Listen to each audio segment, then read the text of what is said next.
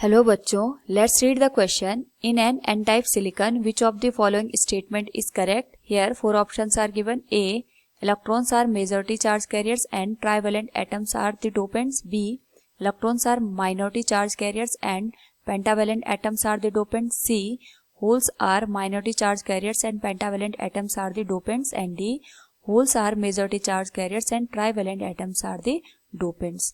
Now, first of all, we will discuss here the key concept, which is type of semiconductor on the basis of doping.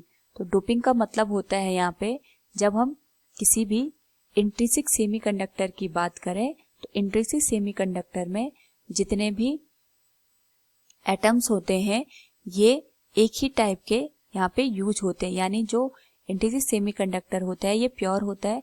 Like हम बात करें silicon की तो सारे के सारे जो एटम्स होंगे वो सिलिकॉन के ही होंगे, वहां पे कोई भी एक्स्ट्रा एटम यूज नहीं किया जाता है. सिमिलरली अगर हम बात करें यहाँ पे एक्सट्रिंसिक सेमीकंडक्टर की तो जो एक्सट्रिंसिक सेमीकंडक्टर होते हैं इसका मतलब होता है ये इम्प्योर फॉर्म में होते हैं.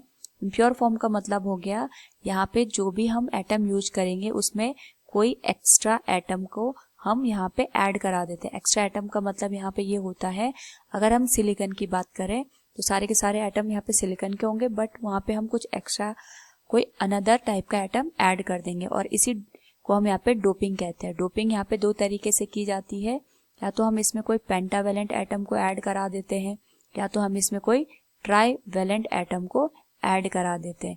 नाउ अगर हम बात करें यहाँ पे जो सिलिकॉन हमारे पास होता है, अगर हमें इससे एन टाइप का सेमीकंडक्टर बनाना है तो एन टाइप सेमीकंडक्टर बनाने के लिए हम इसमें पेंटावेलेंट की डोपिंग करा देते हैं.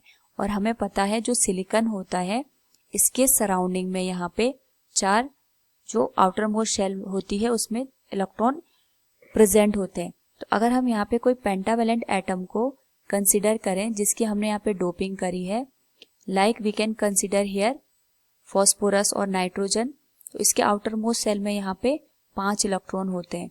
नाउ अगर हम इन इलेक्ट्रॉन की बात करें जो कि फॉस्फोरस के आउटर मोस्ट सेल में होते हैं तो 5 में से जो 4 इलेक्ट्रॉन होते हैं वो नेबर सिलिकॉन के साथ यहाँ पे एक तरीके से कोवेलेंट बॉन्ड का फॉर्मेशन करते हैं.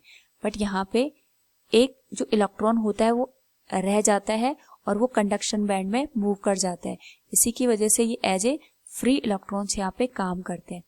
तो हम कह सकते हैं जब भी हम एन टाइप सेमीकंडक्टर की बात करते हैं उस पर्टिकुलर केस में जो इलेक्ट्रॉन्स होते हैं ये as a majority charge carriers का काम करते हैं, या फिर हम इसी को ये कह सकते हैं यहाँ पे जो होल्स होते हैं ये माइनॉरिटी चार्ज कैरियर्स का काम करते हैं.